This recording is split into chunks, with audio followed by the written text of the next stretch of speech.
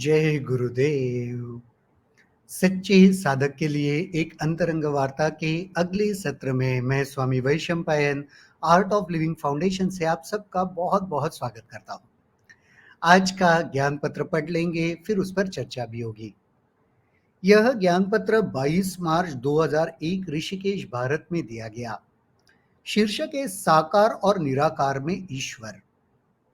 दिव्यता अप्रत्यक्ष है, परंतु इस सृष्टि में ईश्वर का प्रत्यक्षीकरण करने की मनुष्य की अंतर्निहित इच्छा भी है।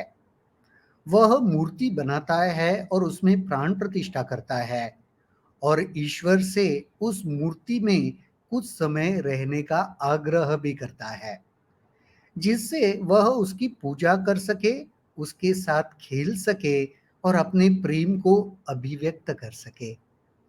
पूजा के अंत में वह ईश्वर से अपने हृदय में वापस जाने का आग्रह करता है, जहां से दिव्यता की अभिव्यक्ति होती है। यह सभी पूजा विधियों में शामिल है। पूजा के सहभागी वास्तव में मूर्ति की पूजा नहीं करते, बल्कि वे उस अव्यक्त दिव्यता की पूजा करते हैं जिसमें यह सारे दिव्य गुण हैं। इसलिए पूर्व के मूर्ति पूजा करने वाले लोग और मध्य पूर्व के पूजा करने वाले लोग, जिसका बाइबल में विवरण है, वे समान नहीं होते, क्योंकि वे विभिन्न मूर्तियों में विभिन्न ईश्वर की पूजा नहीं करते। वे एक ही दिव्यता की विभिन्न स्वरूपों में पूजा करते हैं। विधर्मी पूजा, शैतान पूजा और पशु पूजा में ईश्वर एक ही है, यह ज्ञान नहीं होता। यह सृष्टि के प्रत्येक रूप में ईश्वर देखने से बिल्कुल भिन्न है। पूर्वी सभ्यता में देवी देवता एक दिव्यता का अंश माने जाते थे, जैसे कि विभिन्न रंग श्वेत किरण में होते हैं, जबकि ग्रीक सभ्यता में सभी देवी देवताओं के अपने अपने अलग अलग अस्तित्व होते थे। ईश्वर की पूजा उसके अलग अलग स्वरूपों में करना और शैतान एवं एवं विभिन्न स्वरूपों की पूजा करना पूर्णतः भिन्न है। हर स्वरूप में ईश्वर है। जब तुम स्वरूप से प्रेम करते हो, तब तुम उस स्वरूप में ईश्वर की पूजा ही करते हो। इस बात का ज्ञान होने से पूजा करने का कृत्य, जो कि आंतरिक घटना है, और अधिक सरस और मनोहर हो जाती है, जिससे यह दृष्टिगोचर होता है कि निराकार और साकार सभी ईश्वर है। यह प्रश्न काफी बार उठता है कि साकार की पूजा करें या निराकार की पूजा करें, और मुझे लगता है इस ज्ञान पत्र में गुरुदेव ने बहुत सुंदर उसका विश्लेषण कर दिया। चाहे तुम साकार रूप में साकार की पूजा करो, निराकार की पूजा करो, कर तो उस दिव्यता की ही पूजा तुम कर रहे हो। ये अभी कुछ दिनों पहले गणपति की प्रतिष्ठापना हुई थी। आप में से भी काफी लोगों ने घर में गणेश जी की मूर्ति लाकर उसको प्राण प्रतिष्ठा करते हैं। वो शुरुआत में जो पूजा होती है चतुर्थी के दिन, आपने भी देखा होगा। तो एक हाथ अपने हृदय पर रखते हैं, दूसरा हाथ गणेश जी की जो मूर्ति है उसके हृदय पर रखते हैं। और हम क्या कहते हैं, हमारे भीतर का यह जो प्राण है वो कुछ समय के लिए आपके भीतर आ जाए। क्यों? क्योंकि आपकी हम पूजा करना चाहते हैं, आपके साथ रहना चाहते हैं। कितना सुंदर ये भाव है। तो साकार की पूजा भी अगर आप कर रहे हो, लेकिन वास्तविकता में तो वह जो दिव्यता है, वह जो निराकारता है ना, उसी की पूजा हम कर रहे हैं। तो गुरुदेव बहुत सुंदर इसमें कहते हैं, दिव्यता अप्रत्यक्ष है, परंतु इस सृष्टि में ईश्वर का प्रत्यक्षीकरण करने की मनुष्य की अंतर्निहित इच्छा है। दिव्यता तो निराकार है, उसका कोई आकार नहीं है, लेकिन हर मनुष्य के भीतर यह एक सुप्त इच्छा जरूर है कि उस दिव्यता को, इस निराकारता को साकार में कैसे मैं देखूं, अनुभव करूं।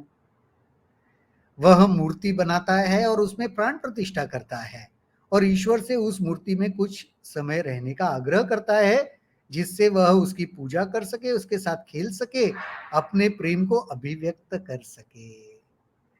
इसीलिए वह निराकारता को साकार में देखना चाहता है, इसीलिए मूर्ति बनाता है, उसमें प्राण प्रतिष्ठा करता है और क्या आग्रह करता है, कुछ समय हे ईश्वर, हे दिव्यता, तुम यहाँ पर वास करो ताकि मैं तुम्हारे साथ तुम्हारी पूजा कर सकूं, तुम्हारे साथ खेल सकूं, अपने प्रेम को, तुम्हारे प्रति जो मेरा प्रेम है उसको अभिव्यक्त कर सकूं। पूजा के अंत में वह ईश्वर से अपने हृदय में वापस जाने का आग्रह करता है, जहां से दिव्यता की अभिव्यक्ति होती है। यह सभी पूजा विधियों में शामिल है। और जब पूर्ण पूजा संपूर्ण हो जाती है तो क्या कहते हैं, आप जहां से आए थे ना, वहां फिर से लौट जाओ, मेरे भीतर से ही आए थे, आप वापस वहीं पे जाके विराजित हो जाओ, विराजमान हो जाओ। तो यही सभी पूजाओं में यही विधि है। पूजा के सहभागी वास्तव में मूर्ति की पूजा नहीं करते, बल्कि वे उस अव्यक्त दिव्यता की पूजा करते हैं जिसमें वह दिव्य गुण है। ये बात तो सही है। आपको क्या लगता है, हम वो मूर्ति की पूजा करते हैं? नहीं, उसके भीतर जो दिव्यता वास कर रही है, उस दिव्यता की हम पूजा कर रहे हैं। इसलिए पूर्व के मूर्ति पूजा करने वाले लोग और मध्य पूर्व के पूजा करने वाले लोग, जिसका बाइबल में विवरण है, वे समान नहीं होते, क्योंकि वे विभिन्न मूर्तियों में विभिन्न ईश्वर की पूजा नहीं करते। वे एक ही दिव्यता की विभिन्न स्वरूपों में पूजा करते हैं। तो यहाँ पे अलग अलग जो पद्धति है उसके बारे में, जो गुरुजी जैसे कहते हैं, बाइबल में जो विवरण है कि पूर्व के मूर्ति पूजा करने वाले लोग, पूर्व का मतलब हम कह सकते हैं eastern world and western world, थोड़ा सा, हाँ। तो ईस्टर्न वर्ल्ड के जो लोग हैं, उनकी पूजा करने की पद्धति और वेस्टर्न के जो पूजा करने की जो पद्धति है उसमें अंतर है, क्योंकि ये वेस्टर्न में जो लोग हैं वो अलग अलग देवताओं की पूजा करते हैं। पूर्व में वैसे नहीं है। पूर्व में क्या समझते हैं, वो एक ही दिव्यता है जो हर जगह वास कर रही है, उसकी पूजा हो रही है। विधर्मी पूजा, शैतान पूजा और पशु पूजा में ईश्वर एक है, यह ज्ञान ही नहीं है। पशु पूजा में या शैतान की पूजा में यह ज्ञान नहीं है, विधर्मी पूजा में, कि ईश्वर एक ही है। वो अलग अलग समझते हैं, वो अलग अलग उस रूप का, साकार का पूजा करते हैं। यह सृष्टि के प्रत्येक रूप में ईश्वर देखने से बिल्कुल भिन्न है। देखो, आप अगर हमारे ऋषि मुनियों को देखोगे तो ऋषि मुनियों ने क्या कहा, इस सृष्टि के कण कण में वही एक दिव्यता वास करती है, और उन्होंने क्या कहा, उस दिव्यता की हम पूजा करते हैं। गुरुदेव भी कहीं पे एक बार बहुत सुंदर कह रहे थे कि लोग कभी पूछते हैं कि अरे आप पेड़ की भी पूजा करते हो, आप पत्थर की भी पूजा करते हो, आप गंगा की भी पूजा करते हो।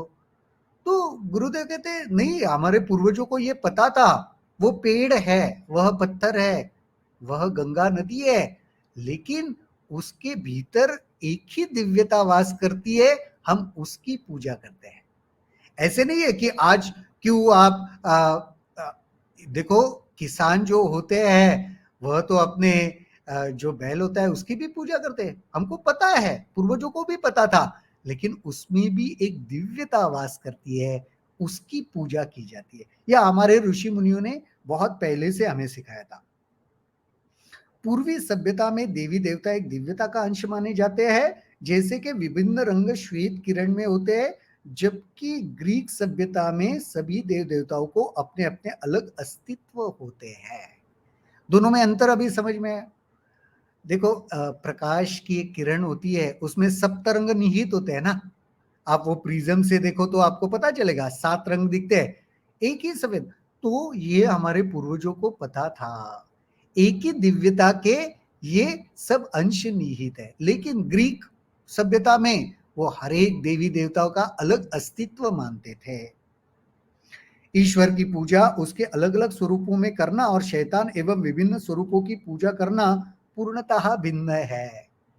तो एक ही दिव्यता का अलग-अलग अंश में उसे पूजना और शैतान तथा अलग-अलग स्वरूपों में उनको पूजना, ये दोनों में अंतर है। दोनों एक नहीं है। हर स्वरूप में ईश्वर है। जब तुम स्वरूप से प्रेम करते हो तब तुम उस स्वरूप में ईश्वर की ही पूजा करते हो। इस बात का ज्ञान होने से पूजा करने का कृत्य जो एक आंतरिक घटना है और अधिक सरस और मनोहर हो जाती है, जिससे यह दृष्टिगोचर होता है कि निराकार और साकार सभी तो ईश्वर ही है। तो ये जो दिव्यता है हर अलग-अलग रूपों में, भीतर हम ये जानते हैं हम उस दिव्यता की पूजा कर रहे हैं। और जब ये अनुभूति हो जाती है ना, तो ये जो पूजा की पद्धति है, विधि है, वो अधिक मनोहर हो जाती है और अधिक उसमें आनंद आने लगता है। कितना सुंदर गुरुदेव ने यहाँ पे कहा है कि साकार और निराकार दोनों में ईश्वर है। ये हमारे पूर्वजों को पता था।